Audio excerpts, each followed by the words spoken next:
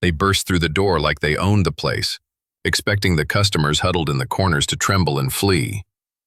But the old man in the kitchen simply looked up, studied them with calm eyes, and returned to his work as if nothing had happened. That's when their leader spotted the ring on the old man's finger and felt the world shift beneath his feet. Welcome to Silent Heroes. Before we begin this powerful story, don't forget to tell us in the comments which city you're watching from today, and if you believe stories of silent heroes like this deserve to be betold, hit that subscribe button and support our mission. Earl's Diner sat on the edge of Highway 441. Its red brick faded and its sign cracked, but the inside was always warm. It had been serving the same spot, the same menu, for 30 years. Earl Mason opened at 6 every morning and closed at 10 every night. He never complained, never took a day off. Everyone in this small town knew Earl, but no one really knew who he was. They saw him only as an old cook, quiet, calm, keeping to himself, never married, no children, living alone. Customers just called him Earl. Few knew his last name. Even fewer cared about his past. He was 65, his gray hair always neat, hands clean but fingertips marked with old burn scars. He didn't like to talk much, but he always greeted his customers with a smile. The diner's walls were covered with old-town photographs. No military pictures, no medals, no mementos. Earl had chosen to keep his past completely hidden. What he had lived through was too heavy to share with others. That Monday afternoon was passing quietly in the diner. As usual, old Martha was sipping her coffee at the corner table. Truck driver Bob was reading his newspaper at the counter. Earl was silently flipping burgers at the grill. At exactly 2 o'clock, the sound of engines filled the air. First distant, then growing louder. Martha looked out the window and whispered, "Oh my God." 12 big motorcycles were lined up in front of the diner. The first man through the door was 6 feet tall. Leather jacket, heavy boots, arms covered in tattoos. 11 more followed him in. They all wore the same club colors, iron wolves across their backs. They burst through the door like they owned the place, expecting the customers huddled in the corners to tremble and flee. But the old man in the kitchen simply looked up, studied them with calm eyes, and returned to his work as if nothing had happened. The gang leader was Rick "Spike" Morrison, 42 years old. He'd spent most of his life on the road. He had a deep scar running down his neck, a souvenir from a bar fight 10 years ago. He was a civilian, but tough, the kind who never backed down. The men behind him had similar stories.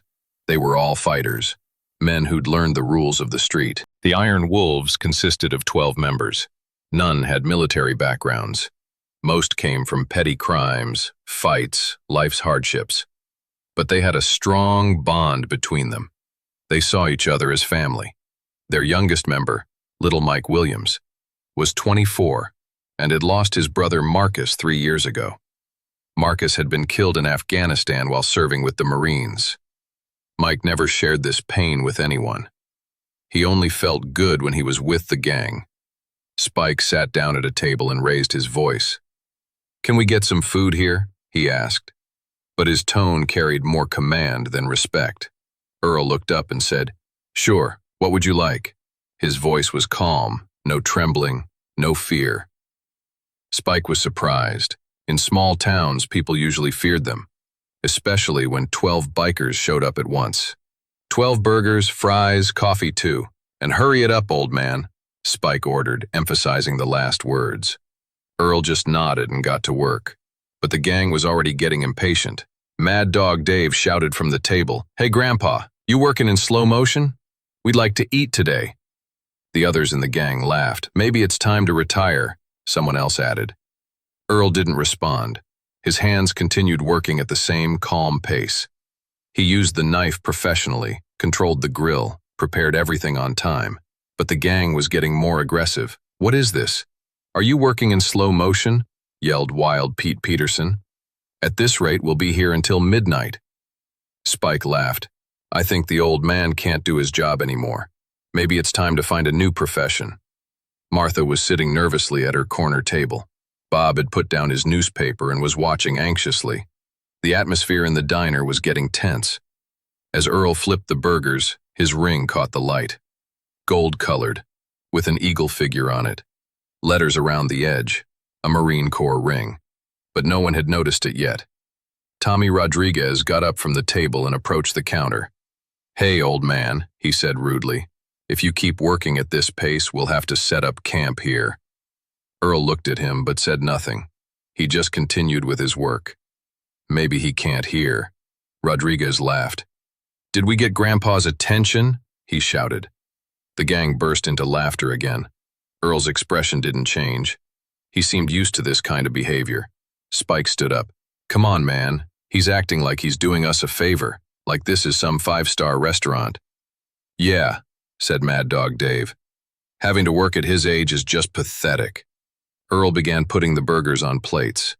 Every movement was measured, calm, not hurried, not tense. This made the gang even angrier. "Really?" Pete shouted. "He's doing such a simple job this slowly." Just then, the gang's youngest member, little Mike Williams, noticed the ring on Earl's hand. Mike was 24 and had lost his older brother Marcus in Afghanistan 3 years ago. Marcus had served in the Marines. Mike squinted and looked at Earl's hand. That ring, it looked just like Marcus's ring. "Wait a minute," Mike said, slowly standing up. His voice was different now, no longer mocking. "That ring." Earl looked at him, question marks on his face. Mike's eyes were fixed on the ring. Are you a Marine?" Mike asked, his voice trembling. Suddenly silence fell over the diner. Everyone in the gang turned to Mike. Earl stopped his hand and looked at the ring. "Used to be," Earl said quietly. Mike's face changed. He was suddenly very serious. "What unit?" he asked. "1st Marine Division, 1st Battalion," Earl said.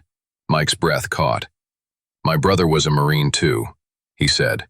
"Marcus Williams, 2nd Battalion but same division. He was killed in Afghanistan." Everyone in the gang was shocked. Spike's face had changed. Mike never talked about his brother, only on very special occasions, and even then, very little. "When?" Earl asked in a soft voice. 3 years ago, Mike said, his voice breaking. "Helmand Province, IED explosion. Marcus and 3 of his buddies. He was always at the front of the convoy. Always at the front." Earl's eyes filled with tears. "How old was he?" 23. Just 1 year older than me," Mike said. "He wanted to be a soldier since he was little. Mom and Dad never wanted it, but he was determined." "He must have been a brave kid," Earl said. "The bravest," Mike said. "He always told me, 'Mike, I'm going to protect our country. You protect our family here.' But I couldn't protect him." Earl touched Mike's shoulder. "You were doing your duty here. He was doing his there." Mike wiped his tears. "Marcus always respected veterans, especially Vietnam veterans. He'd say, 'They fought before us. They showed us the way.'" "Vietnam?" Mike asked. 1968 to 1970, Earl said. Mike closed his eyes. "Marcus had a ring like that too," he said. "It was buried with him. The flag, too. The whole ceremony. Honor guard. Everything. But he wasn't coming back." Earl paused. His own memories were starting to surface. 1968, Hughes City. The city was in ruins, ambushes on every corner, death in every building. Lance Corporal Mason, his name then, was lying in a foxhole next to his buddy Williams. Bullets were flying overhead. Williams was bleeding from his leg. "Mason, don't leave me here," Williams had shouted. "Never, brother, never," Earl had said. Earl had carried Williams on his back to the safe zone, 400 meters, under fire, carrying his wounded friend. But other friends hadn't made it back. Rodriguez, Thompson, Young. They had all stayed in that city. Earl's hand trembled. Listening to Mike talk about Marcus, he was thinking of his own lost friends. Spike stood up. His face had completely changed. He realized that the man they had just been mocking was a war veteran. And Mike's brother had been in the same unit. Damn, Spike muttered. We disrespected a Marine. The other gang members were also in shock. Mad Dog Dave stood up. Earl, I'm really sorry, if I had known. Wild Pete, Peterson added. I'm sorry too. We behaved terribly. Each of them stood up one by one, all looking at Earl with regret. Earl looked at them. You couldn't have known, he said calmly. No, Spike said firmly. That's no excuse. You fought for your country. You're Marcus's brother. The atmosphere in the diner had completely changed. Martha was quietly crying at her corner table. Bob had set aside his newspaper and was watching what was happening. Other customers were also listening quietly. Mike approached Earl. His eyes were filled with tears. Sir, my brother was like you. He was calm like this, strong like this. In his memory, I apologize. Earl touched Mike's shoulder. Your brother is a hero, he said. You should be proud of him too. Marcus always said, Mike continued, Vietnam veterans are real warriors. They walked the same path before us. They suffered the same pain. Earl bowed his head. Every war is different, but the pain is the same. Spike approached the counter. There was deep regret on his face. Earl, we behaved terribly. You're a hero, and we disrespected you. Mad Dog Dave added, we had no right to behave like that. You bled for your country.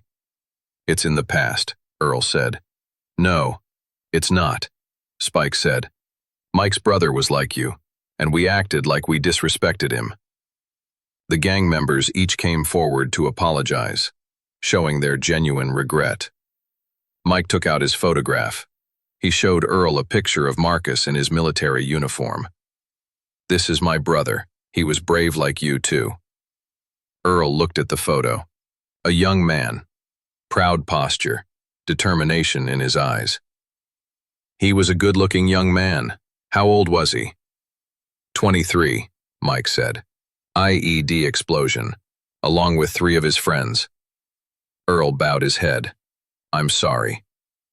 Marcus always taught me to respect veterans like you, Mike said.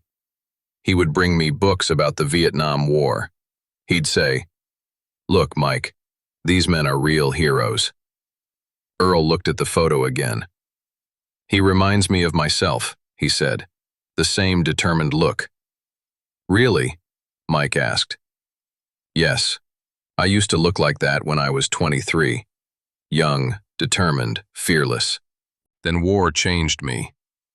Marcus had changed too, Mike said. When he came home on his first leave, he was very different, quieter, more distant, but still strong. Earl nodded. War changes everyone, but that's not a bad thing. It matures you. Mike kissed the photo and put it back in his pocket. Sir, I'm lucky to have met you. When it was time to pay, Spike asked for the bill. $180, Earl said. Spike took out his wallet but then stopped. No, you can't take money from us. We treated you terribly.